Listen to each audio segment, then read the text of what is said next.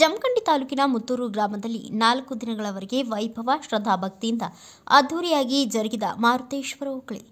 ಪ್ರತಿ ವರ್ಷದಂತೆ ಈ ವರ್ಷವೂ ಕೂಡ ಜರುಗಿದ ಮಾರುತೇಶ್ವರ ಓಕಳಿ 50 ಅಡಿ ಎತ್ತರ ಓಕಳಿ ಕಂಬದ ಹತ್ತಿರ ಸಾವಿರಾರು ಜನರು ಜಮಾಯಿಸಿದ ಗದರು 16 ಯುವಕರು 50 ಅಡಿ ಎತ್ತರದ ವೀರಮಯ ಕಂಬವನ್ನು ಹತ್ತಲು ಸಿದ್ಧರಾಗಿ ನಿಂತಿದ್ದರು.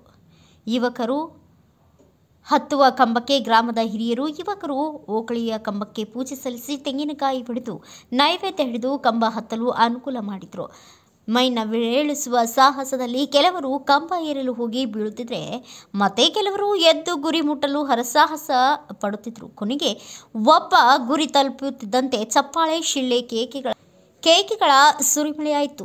ಮುತ್ತೂರು ಗ್ರಾಮದ ಆರಾಧ್ಯ ದೈವ ಮಾರುತೇಶ್ವರ ಓಕಳಿ ವಿಶೇಷವಾಗಿ ಗಮನ ಸೆಳೆಯಿತು.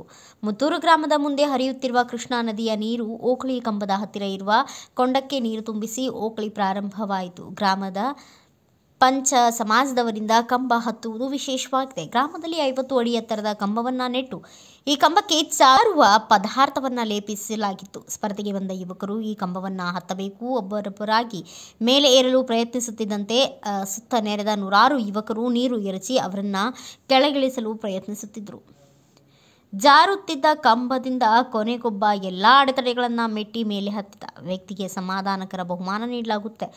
1ನೇ ಬಹುಮಾನ ಪಡೆದ ಯುವಕ ರತ್ನಕುಮಾರ್ ಮಲ್ಲಪ್ಪ ಹಿಪ್ಪರಿಗೆ, 2ನೇದು ಸಿದ್ಧಾರೂಢ ರಾಮಪ್ಪ ಹಿಪ್ಪರಿಗೆ. ಸಾಹಸ ಮೆರೆದ ಯುವಕರು ಎಲ್ಲರ ಮೆಚ್ಚುಗೆಗೆ ಪಾತ್ರರಾದರು. ಮುತ್ತೂರು ಗ್ರಾಮದ ಶ್ರೀ ಸತ್ಯ ಹರಿಶ್ಚಂದ್ರ ಬಯಲಾಟವು ಜರುಗಿತು. Bureau report Bandenawaz Nadaf, Bharat Vaibhav news, Bagalkot. Thanks for watching. Read, discuss and debate with editor Dr. Yan Prashant Rao. Wanted reporters in print, digital and visual media for Bharat Vaibhav Daily Newspaper, BV News 5 Channel and BV Fast Web News from all the talukas of Karnataka, Goa and Maharashtra. If interested, send your resume to 9019222936.